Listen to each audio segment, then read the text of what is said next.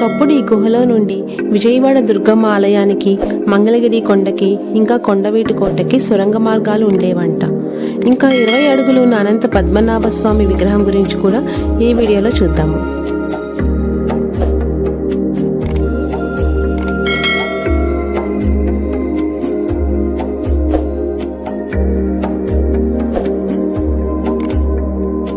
Hello guys, welcome to our channel. ఎలా ఉన్నారు అందరూ? ఇవాళ ఈ వీడియోలో మీకు హిస్టారికల్ ప్లేస్ ఇంకా బ్యూటిఫుల్ రాక్ కట్ ఆర్కిటెక్చర్ అయిన ఉండవల్లి కేవ్స్ చూపిస్తాను. లొకేషన్ వచ్చేసి విజయవాడ నుండి 6 కిలోమీటర్స్, ఇంకా గుంటూరు నుండి 30 కిలోమీటర్స్ ఉంటుంది.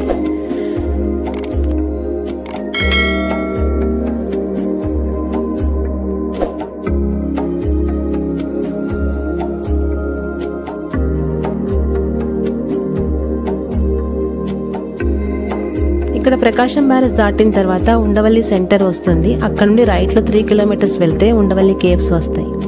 అండ్ ఇక్కడ రెయిన్స్ పడుతున్నాయి గైస్ ఇవాళ. సో క్లైమేట్ అయితే చాలా బ్యూటిఫుల్గా ఉంది. గుంటూరు నుంచి వెళ్ళాలి అంటే మంగళగిరి వచ్చి రావాలి. అండ్ విజయవాడ నుంచి అయితే మీకు బస్ రూట్ కూడా ఉంటుంది. అమరావతి వెళ్ళే బస్ ఎక్కితే డైరెక్ట్ ఉండవల్లి కేవ్స్ దగ్గర స్టాప్ ఉంటుంది. అండ్ టైమింగ్స్ వచ్చేసి మార్నింగ్ 9 to ఈవినింగ్ 5:30 వరకు ఉంటుంది. Ticket price 25 rupees. వీడియోగ్రఫీకి సెపరేట్ టికెట్ తీసుకోవాలి. అండ్ ఫారినర్స్కి అయితే వేరే టికెట్ ప్రైస్ ఉంటుంది, అరౌండ్ 300 రూపీస్ అలా.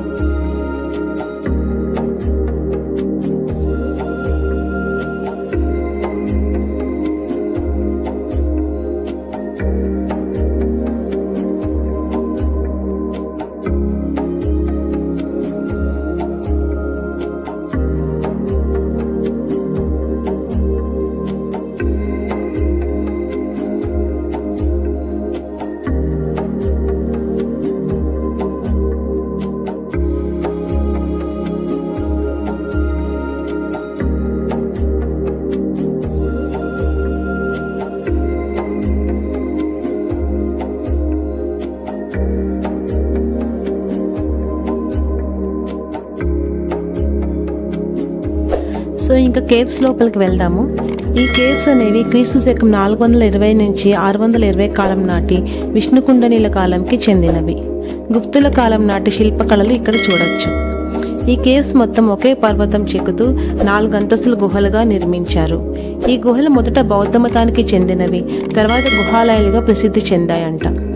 4 అంతస్తులు మొత్తం బౌద్ధ భిక్షువులు నివాసం కోసం ఏర్పాటు చేసుకున్నట్లు చారిత్రక ఆధారాల ద్వారా తెలుస్తుంది. ఈ కేవ్స్ టోటల్గా 29 metres long and 16 metres wide ఉంటుంది.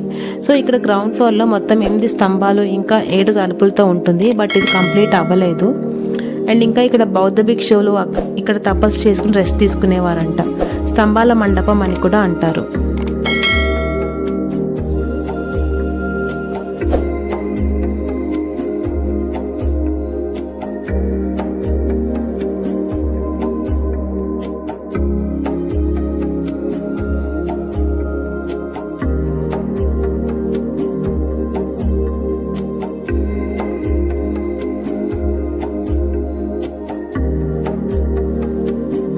ఇంకా నెక్స్ట్ ఫస్ట్ ఫ్లోర్లో వినాయకుడు, దత్తాత్రేయ, నరసింహస్వామి వారి శిల్పాలు చూడొచ్చు.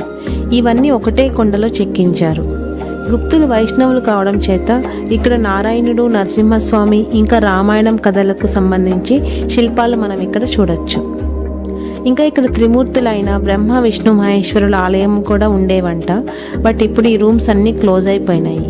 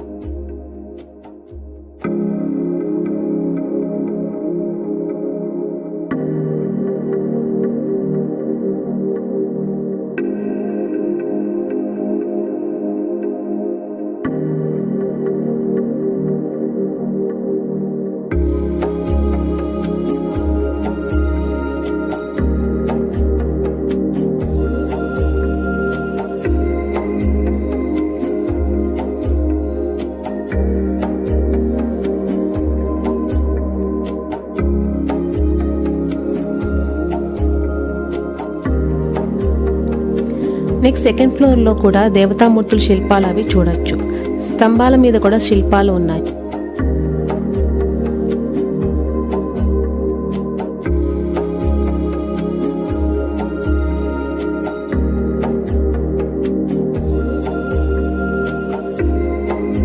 ఇంకా ఇక్కడ 20 అడుగులు శయనించి ఉన్న అనంత పద్మనాభ స్వామి విగ్రహం గురించి అనుకున్నాం కదా, అది చూద్దాము. వావ్, చాలా బాగుంది గైస్. ఇదంతా సింగిల్ గ్రానైట్లోనే చెక్కారంట. 7 తలలు ఉన్న ఆదిశేషుడు, ఇంకా ఇక్కడ ఋషులు స్వామిని సేవిస్తున్నట్లు శిల్పకళ అయితే చాలా అద్భుతంగా ఉందని చెప్పాలి.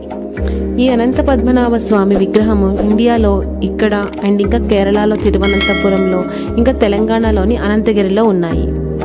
ఇంకా ఇక్కడ గరుత్మంతుడు అవన్నీ కూడా చూడొచ్చు శిల్పకళలు మొత్తము. ఇవన్నీ విష్ణుకుండనీల కాలం నాటివి.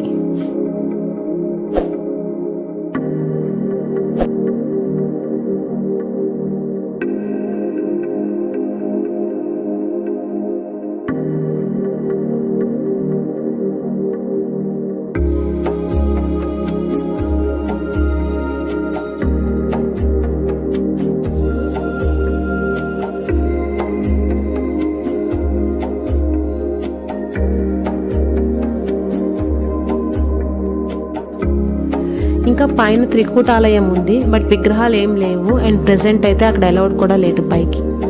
సో ఇంకా కేవ్స్ చుట్టూ అయితే పచ్చని పంట పొలాలతో చాలా బ్యూటిఫుల్గా ఉంది వ్యూ అయితే.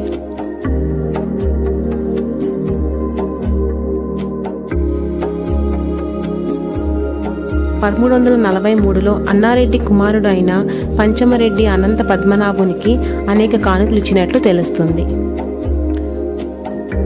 ఇంకా ఇక్కడ బయటకు వస్తే మనము సింహం, ఋషులు విగ్రహాలు కూడా చూడొచ్చు. ఆ టైంలోనే ఇంత గొప్ప ఆర్కిటెక్చర్ చేశారంటే యాక్చువల్గా చాలా గ్రేట్ అనే చెప్పాలి కదా.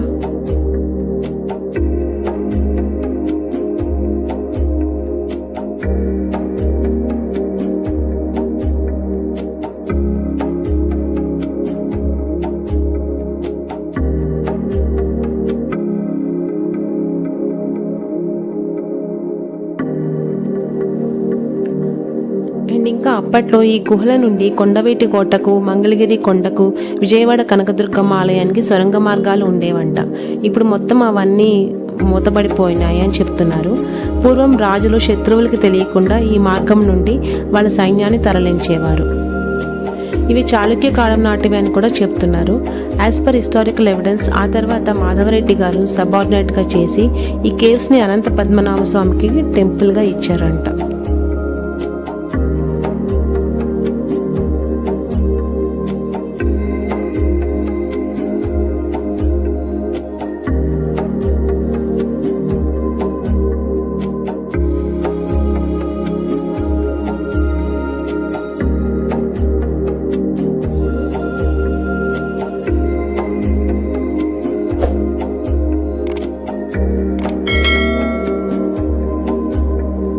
సో కేవ్స్ అయితే చాలా బాగుంది, మంచి గ్రీనరీ అండ్ ఇంకా బ్యూటిఫుల్ ఆర్కిటెక్చరల్ కేవ్స్ అని చెప్పొచ్చు.